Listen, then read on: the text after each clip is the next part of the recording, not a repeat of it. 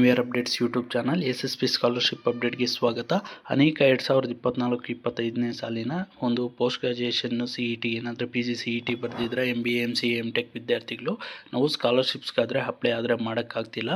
ನಮ್ಗೆ counselling number ಆದರೆ ಎಲ್ಲಿರುತ್ತೆ ಯಾವುದು ಅಂತ, ಹಾಗೆ ಸ್ಕಾಲರ್ಶಿಪ್ಗಾದರೆ ಅಪ್ಲೈ ಮಾಡೋಕ್ಕಾಗ್ತಿಲ್ವಲ್ಲ ಸ್ಟೆಪ್ 2 ಅಲ್ಲಿ, ಅದಕ್ಕೇನಾದರೂ ಸೊಲ್ಯೂಷನ್ ಇದೆಯಾ ಅಂತ ಕೇಳ್ತಿದ್ದಾರೆ. ಅದ್ರ ಬಗ್ಗೆ ಎಲ್ಲನೂ ನಾನು ಈ ವಿಡಿಯೋಲ್ಲಾದರೆ ತಿಳಿಸ್ಕೊಡ್ತೀನಿ. ಅದಕ್ಕೂ ಮುನ್ನ ನಮ್ಮ ಚಾನಲ್ಗೆ ಇನ್ನೂ ಯಾರು ಸಬ್ಸ್ಕ್ರೈಬ್ ಆಗಿಲ್ಲೋ ಸಬ್ಸ್ಕ್ರೈಬ್ ಆಗಿ, ಹಾಗೆ ವಿಡಿಯೋ ಇನ್ಫಾರ್ಮೇಟಿವ್ ಅನಿಸಲಿ ತಪ್ಪದೆ ವಿಡಿಯೋಗಾದರೆ ಒಂದು ಲೈಕ್ ಆದರೆ ಮಾಡಿ. ಇದರಿಂದ ನಿಮಗೆ ಕಂಟಿನ್ಯೂಸ್ ಆಗಿ ಇದೇ ರೀತಿ ಕೌನ್ಸ್ಲಿಂಗ್ ಅಪ್ಡೇಟ್ಸು ಹಾಗೆ ಸ್ಕಾಲರ್ಶಿಪ್ ರಿಲೇಟೆಡ್ ಅಪ್ಡೇಟ್ಸು ನಮ್ಮ ಚಾನಲಲ್ಲಿ ಟೈಮ್ ಟು ಟೈಮ್ ನಿಮಗೆ ಸಿಗ್ತಾ ಹೋಗುತ್ತೆ. ಬನ್ನಿ ಈಗ ವಿಡಿಯೋ ಆದರೆ ಶುರು ಮಾಡೋಣ.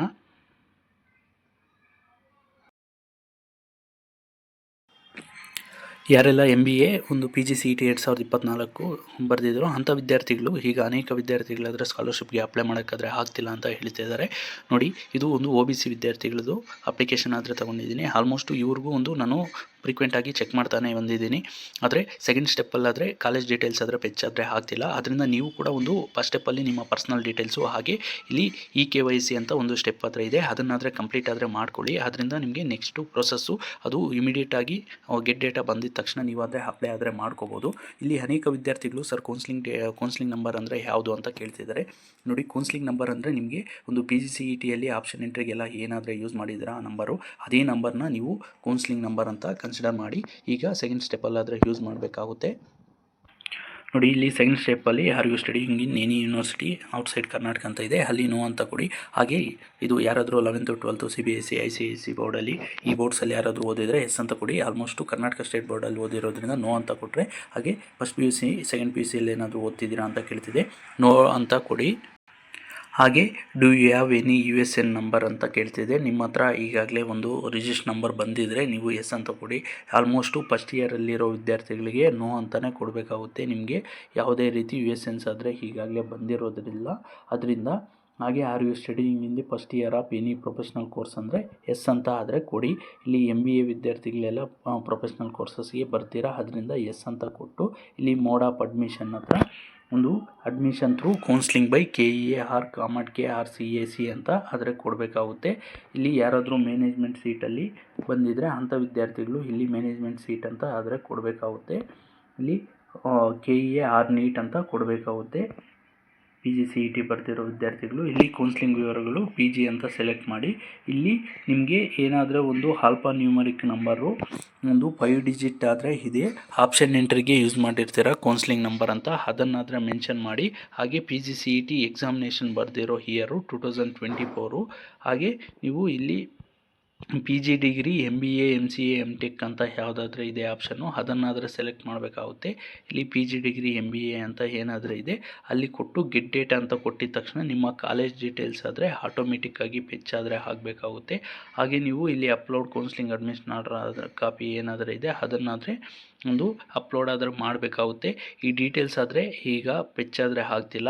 ಒಮ್ಮೆ ಎಲ್ಲ ಡೀಟೇಲ್ಸು ಸೆಕೆಂಡ್ ಸ್ಟೆಪ್ಪಲ್ಲಿ ಫೆಚ್ ಆದ ನಂತರ ನಾನು ಡೀಟೇಲ್ಡಾಗಿ ಸ್ಟೆಪ್ ಬೈ ಸ್ಟೆಪ್ಪು ನಿಮಗೆ ಯಾವ ರೀತಿ ಆದರೆ ಸ್ಕಾಲರ್ಶಿಪ್ಗೆ ಅಪ್ಲೈ ಮಾಡಬೇಕು ಅಂತ ಡೀಟೇಲ್ಡಾಗಿ ಎಕ್ಸ್ಪ್ಲೈನ್ ಮಾಡಿ ಒಂದು ವಿಡಿಯೋ ಆದರೆ ಮಾಡಿ ಅಪ್ಲೋಡ್ ಆದರೆ ಮಾಡ್ತೀನಿ. ಇದುವರೆಗೂ ಒಂದು ಪ್ರೀವಿಯಸ್ ಇಯರಲ್ಲಿ PG CET 23 ವಿದ್ಯಾರ್ಥಿಗಳಿಗೆ ಮಾಡಿರೋ ವಿಡಿಯೋ ಆದರೆ ಲಿಂಕ್ ಡಿಸ್ಕ್ರಿಪ್ಷನಲ್ಲಿ ಕೊಟ್ಟಿರ್ತೀನಿ.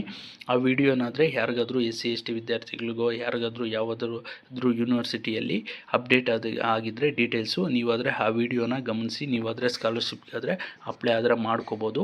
ಒಮ್ಮೆ ಈ ಡೀಟೇಲ್ಸ್ ಎಲ್ಲ ಅಪ್ಡೇಟ್ ಆದ ನಂತರ ನಾನು ಸಪ್ರೇಟ್ ವಿಡಿಯೋ ಆದರೆ ಮಾಡಿ ತಿಳಿಸ್ಕೊಡ್ತೀನಿ. ಹಾಗೆ ಈ ರೀತಿ ಡೀಟೇಲ್ಸು ಯಾರಿಗೆಲ್ಲ ಬರ್ತಿದೆಯೋ you have entered as there is no data available from KEA regarding this counselling details ಎಲ್ಲ ಯಾರಿಗೆಲ್ಲ ಬರ್ತಿದೆಯೋ ಅಂಥ ವಿದ್ಯಾರ್ಥಿಗಳಾದರೆ ನೀವು ಇನ್ನೂ ಸ್ವಲ್ಪ ದಿನ ಆದರೆ ವೆಯ್ಟ್ ಮಾಡಬೇಕಾಗುತ್ತೆ. ಹಾಗೆ ನಿಮ್ಮ ಕಾಲೇಜಲ್ಲಿ UCMS ಪೋರ್ಟಲಲ್ಲೆಲ್ಲ ರಿಜಿಸ್ಟ್ರೇಷನ್ ಕಂಪ್ಲೀಟ್ ಆಗಿದ್ದರೆ ಒಮ್ಮೆ ನಿಮ್ಮ ಅಡ್ಮಿಷನ್ ಡಿಪಾರ್ಟ್ಮೆಂಟು ಇಲ್ಲ SSP ನೋಡಲ್ ಆಫೀಸರ್ ಅಂತ ಇರ್ತಾರೆ ಕಾಲೇಜಲ್ಲಿ, ಅವ್ರನ್ನಾದರೆ ಒಮ್ಮೆ ಕೇಳಿ ನಿಮ್ಮ ಕಾಲೇಜಲ್ಲಿ ಯಾರ್ದೆಲ್ಲ ಡೀಟೇಲ್ಸ್ ಅಪ್ಡೇಟ್ ಆಗಿಲ್ವೋ ಅಂಥ ವಿದ್ಯಾರ್ಥಿಗಳದೆಲ್ಲ ಒಂದು ಲೀಸ್ಟ್ ಆದರೆ ರೆಡಿ ಮಾಡಿ ನಿಮ್ಮ ಒಂದು ಅಡ್ಮಿಷನ್ ಆರ್ಡರ್ ಕಾಪಿ ಹಾಗೆ KEAಗೆ ಫೀಸ್ ಪೇ ಮಾಡಿರೋ ಚಲನ್ನು, ಹಾಗೆ ನಿಮ್ಮ ಆಪ್ಷನ್ ಎಂಟ್ರಿ ನಂಬರ್ನ ಒಂದು SSP ನೋಡಲ್ ಆಫೀಸರ್ಗೆ ಒಂದು ಎಕ್ಸೆಲ್ ಶೀಟಲ್ಲಿ ಯಾರಾದರೂ ನಿಮ್ಮ ಒಂದು ಕ್ಲಾಸ್ ಲೀಡರು ಯಾರಾದರೂ ಇದ್ದರೆ CRಗೆ ಎಲ್ಲ ಕೊಟ್ಟು ಅವ್ರ ಕೈಯಲ್ಲಿ ನಿಮ್ಮ ಲೀಸ್ಟ್ ಅದು ರೆಡಿ ಮಾಡಿ SSP ನೋಡಲ್ ಆಫೀಸರ್ಗೆ ಕೊಟ್ಟರೆ ಆ ಡೀಟೇಲ್ಸ್ ಆದರೆ ಪೆಚ್ಚಾಗೋ ಚಾನ್ಸಸ್ ಆದರೆ ಜಾಸ್ತಿ ಆದರೆ ಇರುತ್ತೆ. ನಾವು MTech ಆದರೆ ಮಾಡಬೇಕಾದ್ರೆ ಅದೇ ರೀತಿ ಆದರೆ ಮಾಡಿದ್ರಿ. ಅದಾದ ನಂತರ 1 ವೀಕಲ್ಲೆಲ್ಲ ನಮಗೆ ಡೀಟೇಲ್ಸ್ ಆದರೆ ಪೆಚ್ಚಾಗಿತ್ತು. ಅದರಿಂದ ನೀವು ಕೂಡ ನಿಮ್ಮ ಕಾಲೇಜಲ್ಲಿ ಒಬ್ಬ CRಗೆಲ್ಲ ಇಂಟಿಮೇಟ್ ಆದರೆ ಮಾಡಿ ಇನಿಷಿಯೇಟಿವ್ ಆಗಿ ತಗೊಂಡು ಎಲ್ಲ ವಿದ್ಯಾರ್ಥಿಗಳು SSP ನೋಡಲ್ ಆಫೀಸರು ಇಲ್ಲ ಅಡ್ಮಿಷನ್ ಡಿಪಾರ್ಟ್ಮೆಂಟಲ್ಲಿ ನಿಮಗೆ ಇನ್ ಕೇಸ್ SSP ಇದು ನೋಡಲ್ ಆಫೀಸರ್ ಇಲ್ಲ ಅಂದರೆ SSP ಡಿಪಾರ್ಟ್ಮೆಂಟ್ ಇಲ್ಲ ಅಂದರೆ ನೀವು ಅಡ್ಮಿಷನ್ ಡಿಪಾರ್ಟ್ಮೆಂಟ್ ಅವರನ್ನು ಕೇಳಿ ಆ ರೀತಿ ಆದರೆ ನೀವೇ ಒಂದು ನಿಮ್ಮ ಕೌನ್ಸ್ಲಿಂಗ್ ಡೀಟೇಲ್ಸ್ ಎಲ್ಲ ಒಂದು ಲೀಸ್ಟ್ ಆದರೆ ರೆಡಿ ಮಾಡಿ ಅವ್ರಿಗೆ ಅದ್ರ ಸಬ್ಮಿಟ್ ಮಾಡಿದ್ರೆ ಅವರು ಡೀಟೇಲ್ಸ್ನ ಶೇರ್ ಮಾಡಿ KA ಕಡೆಯಿಂದ ಫೆಚ್ಚಾಗೋ ರೀತಿ ಆದರೆ ಮಾಡಿ ನಿಮಗೆ ಸ್ಕಾಲರ್ಶಿಪ್ಗಾದರೆ ಅಪ್ಲೈ ಮಾಡೋ ರೀತಿ ಆದರೆ ಮಾಡಿಕೊಡ್ತಾರೆ. ಆ ರೀತಿ ಆದರೆ ಮಾಡಿ. ಇನ್ನೂ ಏನಾದರೂ ನಿಮಗೆ ಸ್ಕಾಲರ್ಶಿಪ್ ರಿಲೇಟೆಡ್ಡು ಡೌಟ್ಸ್ ಇದ್ದರೆ ಕಮೆಂಟ್ ಮುಖಾಂತರ ಆದರೆ ತಿಳಿಸಿ. ಹಾಗೆ ನಮ್ಮನ್ನು ಇನ್ಸ್ಟಾಗ್ರಾಮ್ ಮುಖಾಂತರ ಫಾಲೋ ಆಗಿ ಅಲ್ಲಿಂದ ಮೆಸೇಜ್ ಮಾಡ್ಬೋದು. ಹಾಗೆ ಇನ್ ಕೇಸ್ ನಿಮಗೇನಾದರೂ ಪರ್ಸ್ನಲ್ ಅಸಿಸ್ಟೆನ್ಸು ಹಾಗೆ SSP ಹಾಗೆ ಹಾಸ್ಟೆಲ್ ರಿಲೇಟೆಡ್ಡು ಅಪ್ಲಿಕೇಶನ್ಸ್ ಏನಾದರೂ ಫಿಲ್ ಮಾಡಬೇಕಾದ್ರೆ ನಮಗೆ ಒಂದು ಜಾಯಿನ್ ಮೆಂಬರ್ಶಿಪ್ಪು ಕಮ್ಯುನಿಟಿ ಆದರೆ ಓಪನ್ ಇದೆ, ಅಲ್ಲಿ ಜಾಯಿನ್ ಆಗಿ ನೀವು ನಮಗೆ ವ್ಯಾಟ್ಸಪ್ ಮುಖಾಂತರ ಡಾಕ್ಯುಮೆಂಟ್ಸ್ನ ಶೇರ್ ಮಾಡಿ ಅಪ್ಲಿಕೇಶನ್ಸ್ ಎಲ್ಲ ಫಿಲ್ ಮಾಡಿಸ್ಕೋಬೋದು. That's all for this video. Keep watching NVR updates for more educational and scholarship related updates. Thanks for watching guys. ಮುಂದಿನ ವಿಡಿಯೋ ಎಲ್ಲಾದರೆ ಸಿಗೋಣ.